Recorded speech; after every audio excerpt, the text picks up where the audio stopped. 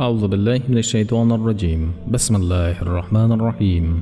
الحمد لله الصلاة والسلام على سيدنا محمد صلى الله عليه وسلم.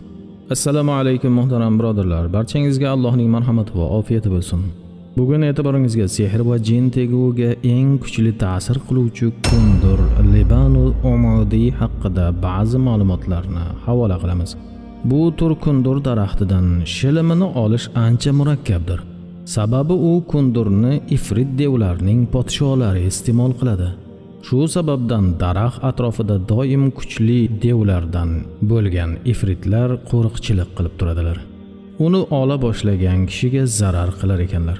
Shu sababdan ana shu kundur umudiydan bir bo'lakka 7 kun 14 marotaba Soffat surasini, 21 marotaba Jin surasini o'qib dam solib, 7-kuni daraxt oldida tutatiladi. Shunda qo'riqchilar insonga zarar qila olmay nari chekinar ekanlar. Shuning uchun ham bu turdagi kundur narxi bir muncha qimmat turar ekan. Ammo sehr va xodimi sehrni quvishda samarasi juda baland ekan.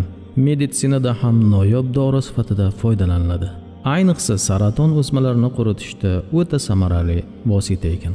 Oddiy kundurdan bir necha barobar samarali ekan. Kundurning rangi ko'kimtir oq tusda. Tutatganda xushbo'y hid chiqadi. Qora tutun chiqarmaydi. Oppoq rangda tutaydi. Sehrni ketkazish uchun 7 marotaba Oyatul Kursi va 3 marotaba Falaq va Nas suralarini o'qib dam solib, tutatib, to'yib hidlasa bas, sehr vujuddan darhol daf bo'ladi. Endi agar xodimi sehr jini ilashgan bo'lsa, 7 kun har kuni 14 marotaba Soffat, 21 marotaba Jin surasini va Fakkus sehr oyatlarini bir martadan dam solib, so'ng 7-kuni tutatilsa, jin qochishga majbur bo'ladi. Har kuni dam solib bo'lingach, og'zi mahkam shisha idishga solib qo'yiladi. O'zi bu surani o'qishni bilmagan kishi biluvchiga o'qitsa ham bo'ladi. Har kun shomdan so'ng tutatiladi. Ichga tortib hidlanadi. Qattiq bezovta bo'lish mumkin, ammo sabr qilish kerak bo'ladi. 7 kunda hammasi ko'ngildagidek bo'ladi inshaalloh taala. Hatto uydagi sehr va jinlar ham daf bo'lib ketadilar. Bir kishi sehr ta'sirida ketib qolgan bo'lsa, bir bo'lak kundur umudiyga Fotir surasini o'qib dam solib tutatsa, u darhol qaytib keladi. O'sha chiqib ketgan uyda tutatish kerak bo'ladi.